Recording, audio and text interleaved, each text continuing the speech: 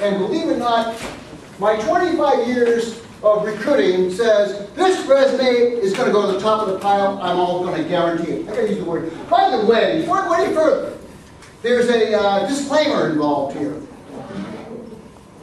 You talk to 12 different recruiters in your career, you're going to get 12 different reactions. Okay? I am one.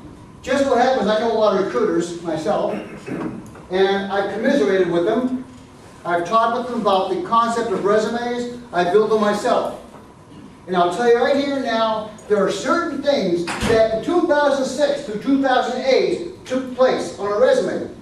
Today, they don't take place. There's one phrase you don't use anymore on a resume, which used to be in the 70s and 80s, the phrase to use. And what's that word? Objective. Objective. You don't use the word objective anymore. And why is that true?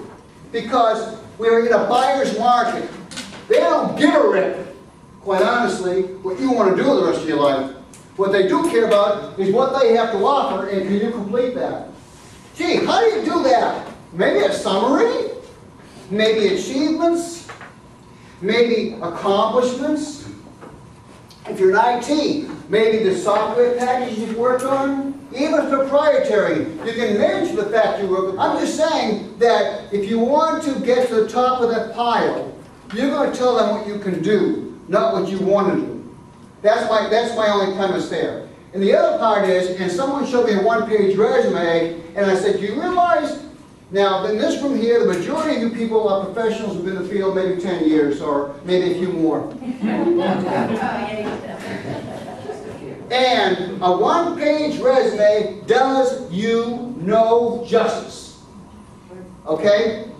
As I remake resumes, I tell people left and right, did you do this? If you did, where, when, how long, compared to whom? If you get a bar to reach, you get the bar too. You do get the bar, if you raise the level, and you meet that level, great. But what happens if you surpass it? That's what the managers want to see, that you surpass a given level. Okay? So, this resume here, oh, what do I see here? I see years. Okay, if you have a year, you're going to have 2000, 2001. That means you must have started in December of 2000 and finished in January 2001. Or maybe not. Maybe you worked from January 2000 to December 2001. I don't know. Let's look at another resume. You've lost out.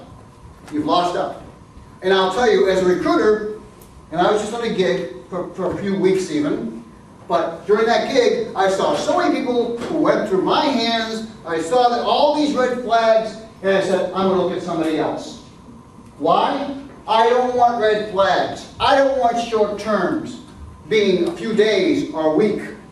I want to see term.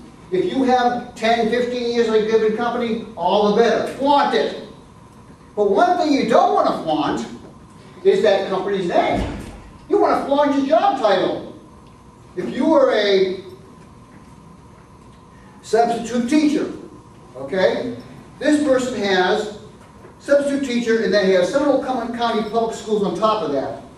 My suggestion, Mark, is that you have it just the other way around. Have your job title on top, and then the name of the company below. Because they don't care where you worked. They care what you did when you were there. Oh, by the way, talk about email attachments. Make it MS-DOS, MS Word. Yeah. Don't go into these others that chances are your employer can't open.